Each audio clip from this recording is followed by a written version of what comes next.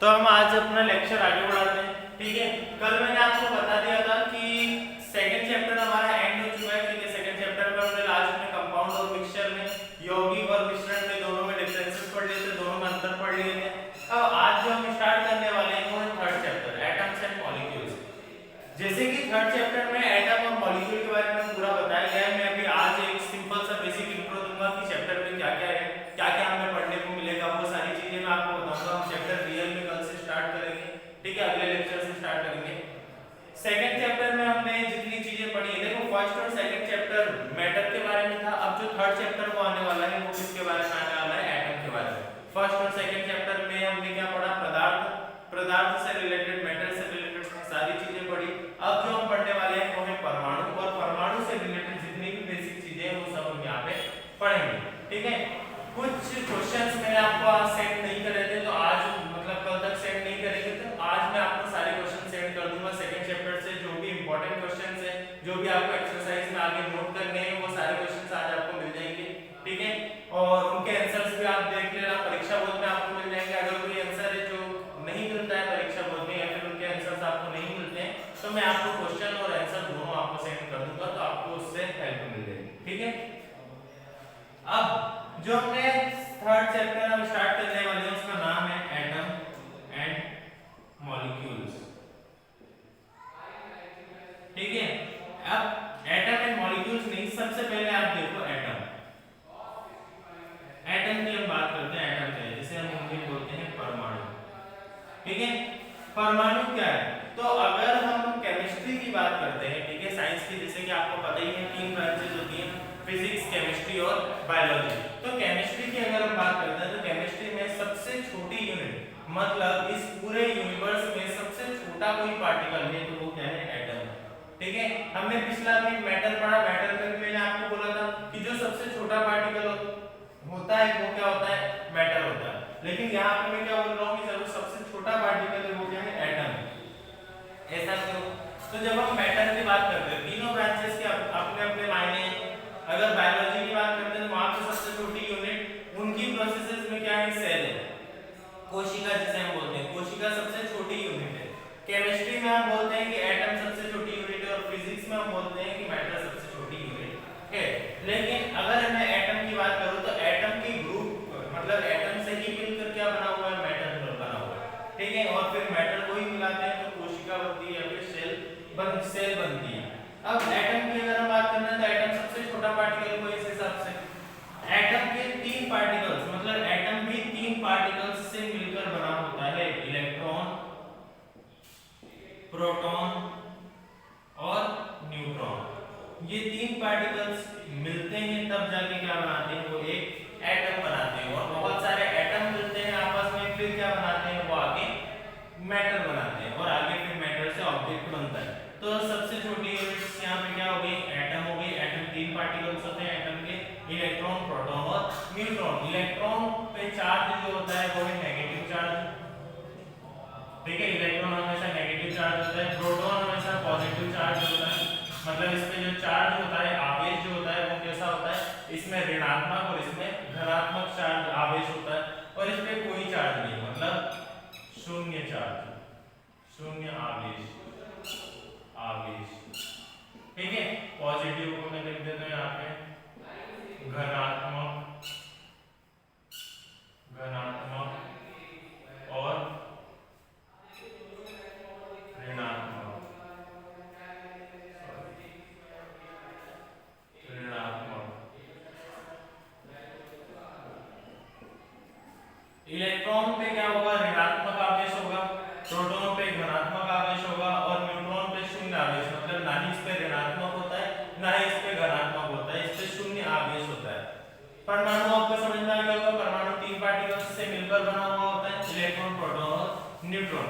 इस चैप्टर में हम एटम तो पढ़ेंगे ही सही, उसके साथ में मॉलिक्यूल्स पढ़ेंगे, कुछ एटॉमिक थ्योरीज पढ़ेंगे। एक बार मैं इंट्रोडक्शन आपको दे देता हूँ क्या क्या इसमें पढ़ने वाले हैं।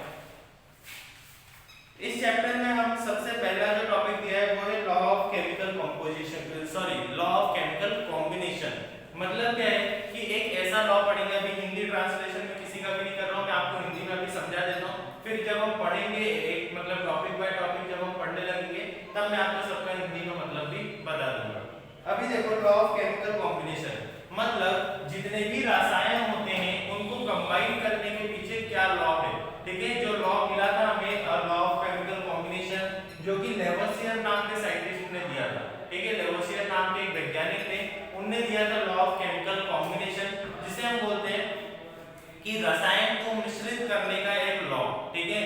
एक उनने थ्योरी दी थी जिसके हिसाब से हम क्या कर सकते हैं, केमिकल्स को एक साथ कंबाइन कर सकते हैं। जैसे कि आपने देखा होगा H2O होता है, ठीक है, CO2 होता है, तो यहाँ पे O2 क्यों है और C1 क्यों है, ठीक है। ये जो रेशोज हैं इनके, कार्बन 1 है, ऑक्सीजन 2 है, इस टाइप के जो रेशो हैं जो मैंने आपको कंपाउंड में पढ़ाए थे, मैंने आपको बताया था कि कंपाउंड में क्या होते हैं, फिक्स्ड रेशो होते हैं, जबकि मिक्सचर में नहीं होते। तो ये रेशो क्यों होते हैं, ये सारी चीजें भी हम इसमें पढ़ने वाले हैं।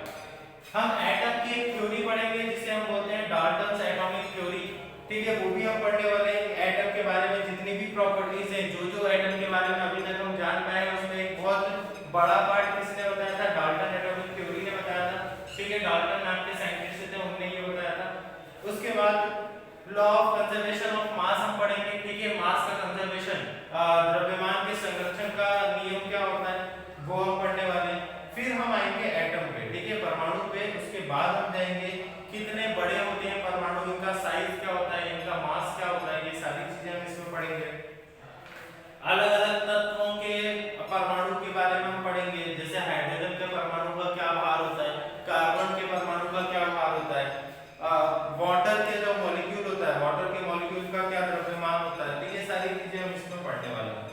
What are the modern day symbols of atom of different element, मतलब हम जो अभी नए सिरे से अगर हम देख रहे हैं, जो नया हमारा चलन चल रहा है, उसमें हम परमाणु, अलग अलग तत्वों के परमाणुओं को किस तरीके से रिप्रेजेंट करते हैं, किस तरीके से बताते हैं, ये भी हम इसमें देखने वाले हैं। परमाणु का द्रव्यमान भी हम देखने वाले हैं, ठीक है। किसी भी एटम का मास कितना होता है, एटॉमिक मास क्या होता है, परमाणु द्रव्यमान क्या होता है, ये भी हम देखेंगे, इसमें पढ़ने वाले हैं।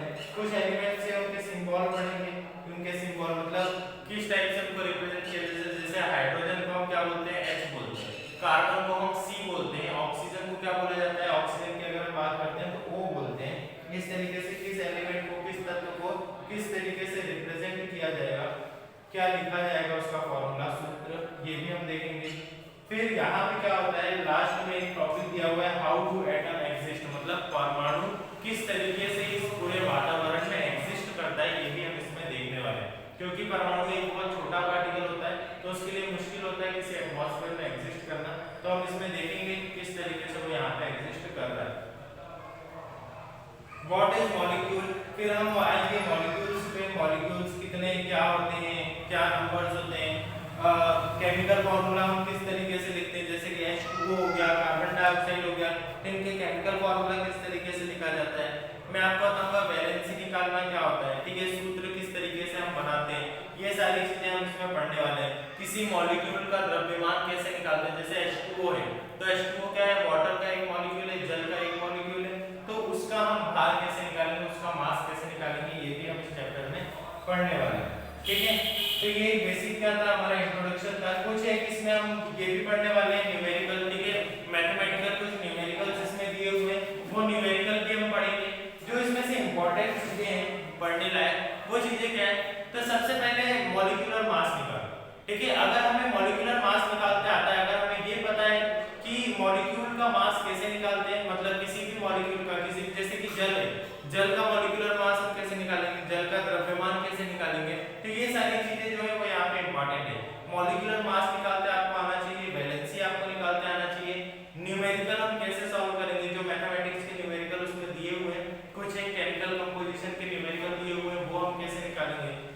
डाल्टन एटॉमिक थ्योरी, ठीक है, डाल्टन ने जो एक थ्योरी दी थी, कुछ नियम दिए थे, कुछ गुण बताए थे परमाणु के, वो भी हमें याद करना यहाँ पे जरूरी रहेगा। तो हम कल से स्टार्ट करेंगे, मैं आपको डाल्टन एटॉमिक थ्योरी से ही स्टार्ट करूंगा, एटम के बारे में थोड़ा एक ब्रीफ दूंगा। उसके बाद जो मैंने आपको बताया था रसायन को आपस में मिलाने का एक नियम है, law of chemical composition, sorry law of chemical combination नाम का, वो भी हम पढ़ेंगे कि उसमें क्या क्या होता है, ठीक है। तो ये हम कल से स्टार्ट करते हैं, कौन कौन से इसमें टॉपिक्स पढ़ने वाले हैं, तो मैं आपको अभी से बता देता हूँ। डाल्टन एटॉमिक थ्योरी करेंगे। Third chapter